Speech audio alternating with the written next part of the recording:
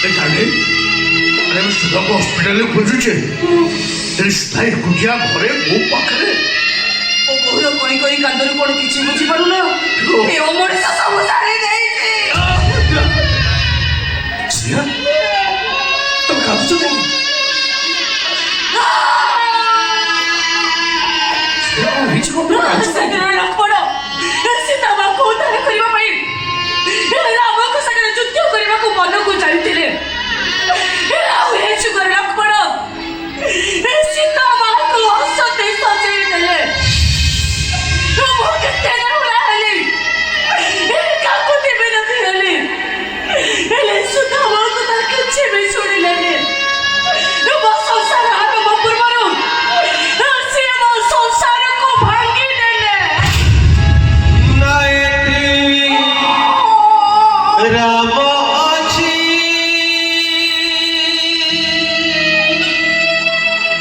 ନା ଅଛି ଲକ୍ଷ୍ମଣ ନା ଅଛି ତିନି ଗର ନା ଅଛି ରାବଣ कहानी बदल जाए चरित्र बदल जाए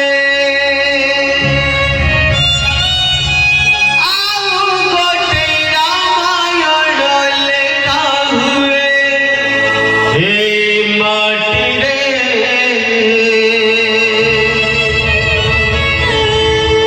सीता चोरी हेला पंचवटी रे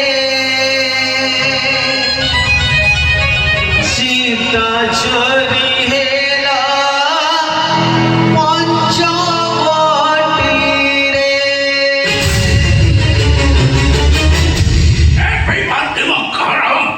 ମିଛ ଆକ୍ସିଡେଣ୍ଟ କଥା କହି ତ ଆମକୁ ମେଡିକାଲକୁ ଡକେଇ ଦେଲୁ। ଘରେ ମୋଟାକୁ ଏକୁଟିଆ ପାଇ ମୋ ଘର ପଛପଟରୁ ତୁ ସୀତାକୁ ଚୋରି କରିନେଲୁ। କାହିଁକି ଏମିତି କଲୁ ଭାଇ? କଣ ପାଇଁ ଏମିତି ଭୁଲ କଲୁ ଭାଇ? ଭୁଲ କରିବା ପାଇଁ ସେ ମୋତେ ବାଧ୍ୟ କଲେ।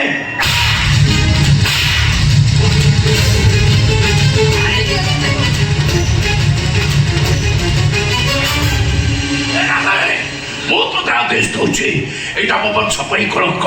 ଏଇଟାର ବଞ୍ଚିବାର ରହିବାର ଅଧିକାର ନାହିଁ। ମାରିଦେ ଏଇଟାକୁ ମାରିଦେ। ଆରେ ଚୁପ ହେଇ ଛେଇ ଛୁଆ ସେ ପୁରା ତୋ ସ୍ତ୍ରୀର ନେଇছে। ଆରେ ତା କର୍ଜିଛି ତାକୁ ମାରିଦେ। ଓ ମାରିଦେବେ ଏଇଟାକୁ। ଯେ ମୋ ସ୍ତ୍ରୀର ସର୍ବନାଶ କରିଛି ତା ତଣ୍ଟି ଚିପି ମାରିଦେବେ।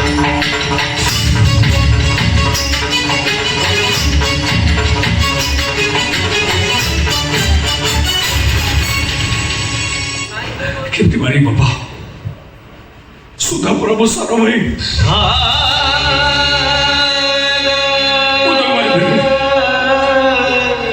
ମାରିଫେରି ତୋ ଅଯନ୍ତ୍ର ସ୍ୱାମୀ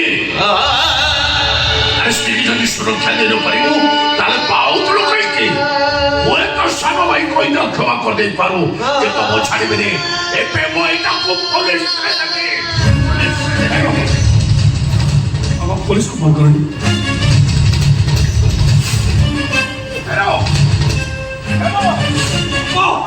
Police station! ମୁଁ ତାରକାନ୍ତ ଚୌଧୁରୀ କହୁଛି। ପ୍ଲିଜ୍ ମୋ ଘରକୁ ଆସନ୍ତୁ। ଶୀଘ୍ର ଆସନ୍ତୁ ପ୍ଲିଜ୍ ପ୍ଲିଜ୍। କଣ କଲ ବାପା? ଏ ଘରର ମାନ ସମ୍ମାନ ଇଜ୍ଜତକୁ ମାଟିରେ ମିଶି ଦେବା ପାଇଁ ଚାହୁଁଛ? ମୋ ଘରର ଇଜ୍ଜତ ହଉଛି ମୋ ବୋହୂ।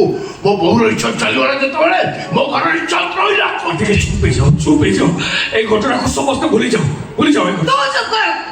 କେମିତି ଭୁଲିଯିବୁ ରେ? ଏଇଟା ଘଟଣା ନୁହେଁ, ଏଇଟା ହଉଛି ଗୋଟେ ଦୁର୍ଘଟଣା। ଶ୍ରେୟା ପର ଝିଅ ବୋଲି ତୁ ଆମକୁ ଚୁପ ରହିବାକୁ କହୁଛୁ। এই ঘটনা যদি ମୋ ଝିଅ ସାଙ୍ଗରେ ଘଟିଥାନ୍ତା ତୁ ଚୁପ ରହିପାରିଥାନ୍ତୁ। ଆରେ ଆମେ ଯଦି ଚୁପ ହେଇଯିବା ମୋ ବୋହୂ ନ୍ୟାୟ ପାଇବ କେମିତି? ମୋ ବୋହୂକୁ ମୁଁ ନ୍ୟାୟ ଦେବି ନା। ମୋ ସାନ ଭାଇ ଦ୍ୱାରା ଧର୍ଷିତ ହେଇଥିବା ମୋ ସ୍ତ୍ରୀକୁ ମୁଁ କେବେ ବି ଭୁଲ ବୁଝିବିନି। ସେଇଠି ରହିବ, ମୋରି ପାଖରେ ରହିବ, ମୋରି ସ୍ତ୍ରୀ ହେଇକି ରହିବ।